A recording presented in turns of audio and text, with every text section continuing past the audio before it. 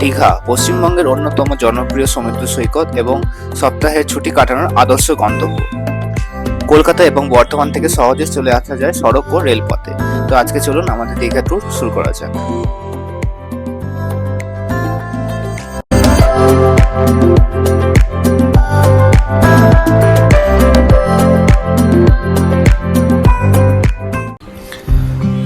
তো দীঘা যাওয়ার জন্য আমরা রুট যেটা বেছে নিয়েছি সেটা হচ্ছে উলুবেড়িয়া কোলাঘাট রুটে, যেটা আমাদের লাগছে প্রায় 4 ঘন্টা 34 মিনিট। এটা যদি উইদাউট স্টপ যাওয়া হয় তবে তো আমাদের মোটামুটি 5 ঘন্টা মতো লেগেছিল। তো রাস্তা তো মোটামুটি ঠিকঠাকই ছিল, পুরো হাইওয়েটা। কিছু কিছু জায়গায় একটু প্রবলেম ছিল, বাট মোটামুটি ঠিকঠাকই ছিল। এক জায়গায় আমাদের একটু টোলের জ্যামে পড়তে হয়, কিন্তু তারপরে সব রাস্তা ঠিকঠাক ছিল। তো আমরা এখানে উলুবেড়িয়ার বিক্রম চাঁদমালে এসেছি, কিন্তু এত সকাল সকাল কোনো খাওয়ার দাওয়ার রেডি নেই। তো আমরা তাই ঠিক করেছি যে এরপরে নেক্সট কোলাঘাটে গিয়ে দাঁড়াবো, সেখানে যা খাওয়ার দাওয়ার পাবো মোটামুটি মানে লাঞ্চটা সেরে ফেলবো। আমরা এখন অব্দি 115 কিলোমিটার রাস্তা এসেছি, আরও রাস্তা যাবে বাকি। তো আমরা বিখারাম থেকে এই 4টে বালুশাই নিই এবং নিই এই টায়ার ছিঁড়ে, আর আবার আমরা সোজা কোলাঘাটের রাস্তায় উঠে পড়ি।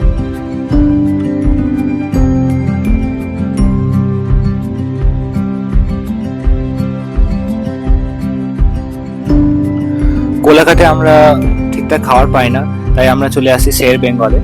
শের বেঙ্গল হোটেলে আমরা আমাদের লাঞ্চের জন্য নিই ধোসা, আর ধোসা খেতে আবার আমরা আমাদের রাস্তায় উঠে পড়ি।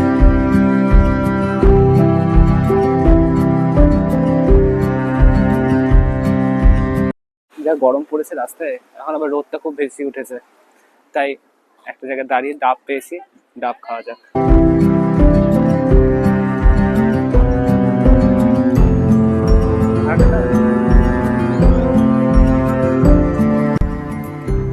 কোথায়? ও কাঁকড়া, ছোট্ট বাচ্চা কাঁকড়া।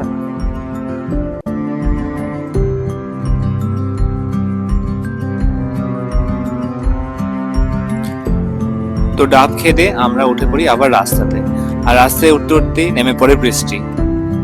মেঘ প্রচন্ড করেছিল, তাই বৃষ্টিতে পুরো রাস্তাতেই আমরা পেয়েছি। দীঘা ঢোকার মুখোমুখি আস্তে আস্তেও বৃষ্টি ছিল খুব।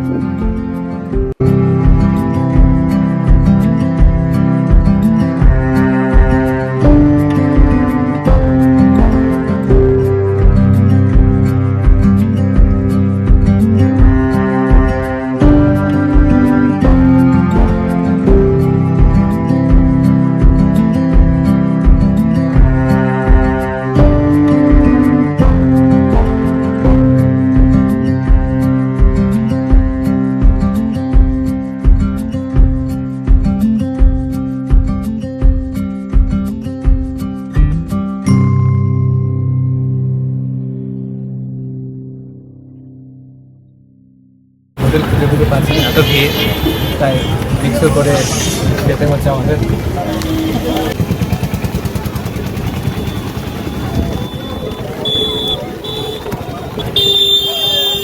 তো অনেক খোঁজার পর আমরা একটা রুম পেয়েছি, একটা এসি ট্রিপল বেডের রুম নিয়েছি, আর আমাদের ড্রাইভারের জন্য একটা ডরমিটারি রুম আছে। এই হোটেলেই পেলাম ডরমিটারি রুম, তো ওই ডরমিটারি রুম নেওয়া হয়েছে। তো হোটেলটা ভালোই, হোটেলটার রুমটা একটু ঘুরিয়ে দেখাচ্ছে। এটা ব্যালকনি এরিয়া, এখান থেকে মোটামুটি বিচটা দেখা যাচ্ছে। এই জায়গাটা করে বিচটা আছে, মানে ক্যামেরায় বোঝা যাচ্ছে না, চোখে দেখা যাচ্ছে। এটা ব্যালকনি এরিয়াটা, রুমটা দেখাচ্ছে। আর এটা হচ্ছে রুমটা।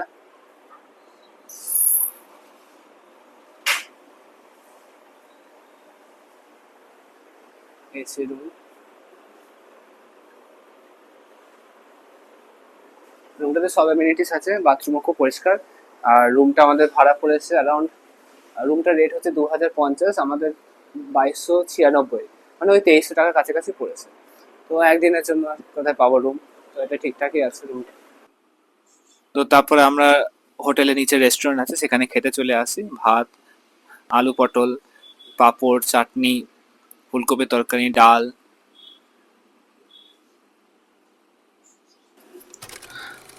তো খাওয়া দাওয়ার পর্ব সেরে আমরা হোটেল থেকে হেঁটে হেঁটে চলে আসি এই দীঘা বিচে। দীঘা বিচটা এখন, প্রথমবার যখন গেছিলাম তার থেকে এখন অনেক বেশি ভালো করে দিয়েছে, আরো বেশি গোছানো, সুন্দর করে বাঁধানো। বিচে সেই সময় দুপুরবেলাতেও প্রচুর লোক ছিল। তারপর আমরা চলে আসি মাসির বাড়িতে, জগন্নাথের মাসির বাড়ি দেখতে। আজকে প্রথম স্থান যেটা এসেছি এটা হচ্ছে জগন্নাথের মাসির বাড়ি। তো এটা রাস্তাটা, ওখানে গেটটা আপনাকে দেখালাম। কিন্তু প্রবলেমটা হচ্ছে বৃষ্টি শুরু হয়ে গেছে, বৃষ্টি পড়ছে এখন। দেখি বৃষ্টিতে কতটা কি দেখা যায় না দেখা যায়। চলুন মন্দিরে যাওয়া যায়। এখানে পাশে একটা মন্দির আছে, এটা হচ্ছে ওল্ড দীঘা জগন্নাথ ঘাটের মন্দির। তো এখানে জগন্নাথ ঠাকুর আছে। এটা তো মাসির বাড়ির পাশে, এর পাশেই মাসির বাড়ি।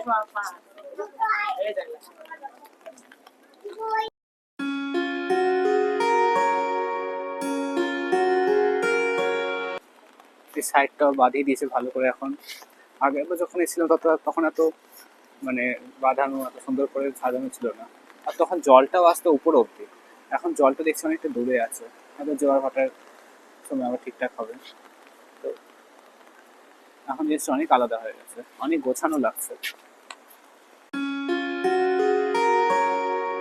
এটা হচ্ছে মাসির বাড়িটা, কিন্তু এটা খোলার টাইমিংটা ঠিক জানি না, তাই আপাতত বন্ধ আছে। দেখি পরে চেষ্টা করা যদি খোলা পাওয়া যায়। এরপর আমরা বেরিয়ে পড়ি বৃষ্টি মাথায় নিয়ে দীঘার মোহনা দেখতে।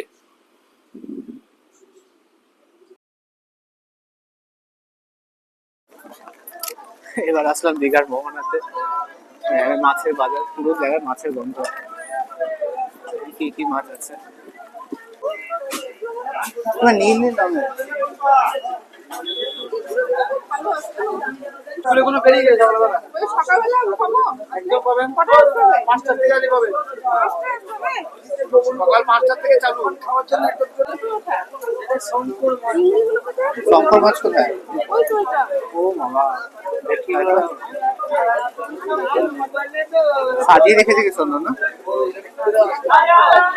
হ্যাঁ, অক্টোপাস।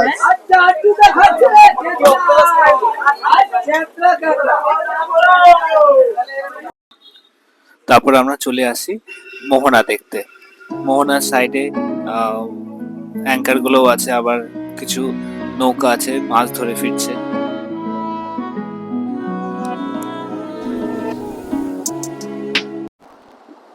দেখুন কাকড়ায় ঘর বানাচ্ছে।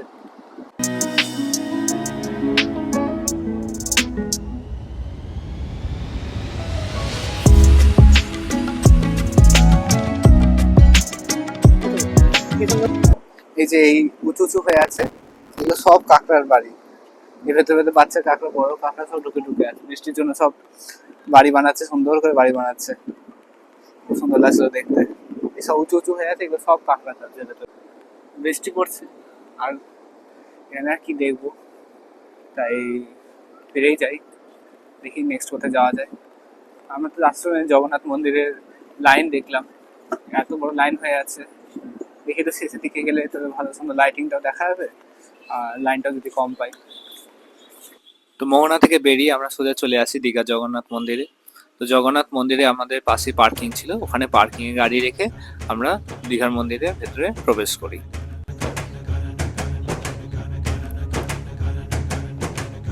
এই দীঘার মন্দিরটা 30শে এপ্রিল 2025-এ প্রাণ প্রতিষ্ঠা করা হয়। এই মন্দিরটা কলিঙ্গ আর্কিটেকচার টাইপের বানানো, স্টাইল হচ্ছে নাগারা। আর এটা বানিয়েছে হিটকো। এটা শুরু হয়েছিল 2022-এ আর কমপ্লিট হয়েছে 2025-এর এপ্রিলে। আর এই মন্দিরটা টোটাল 20 একর জমির উপর প্রতিষ্ঠিত। এই মন্দিরটা বানানো হয়েছে রাজস্থানের স্যান্ডস্টোন থেকে, রাজস্থানের বনসি হিলের স্যান্ডস্টোন থেকে।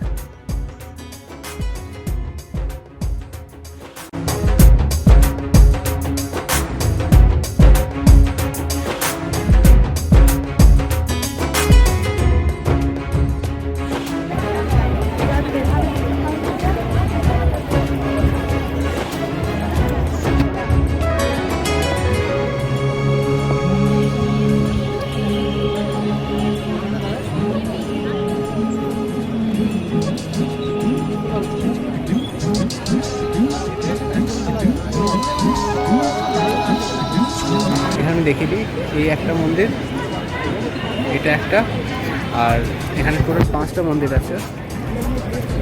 এটা একটা, এখানে, আর এখানটাতে ঠাকুর থাকে।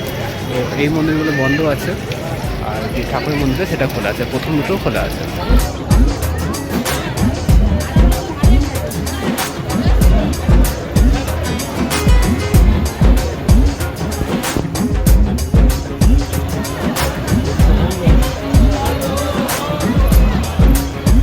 এখানে কিছু ইলেকট্রিক প্রদীপের স্ট্যান্ডের মতো করেছে, আর এখানে দেখা যাচ্ছে কিনা বুঝতে পারছি না। এই যে হ্যাঁ, এগুলো সেই রথগুলো, রথযাত্রার সময় যে রথ ইউজ হয়, রথ।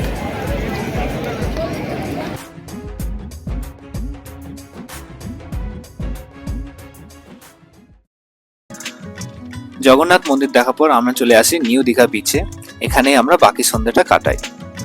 তো দেখা হবে পরবর্তী পর্বে, দীঘার দ্বিতীয় দিন আমরা কি কি করেছিলাম এটা থাকবে নেক্সট পর্বে। নমস্কার।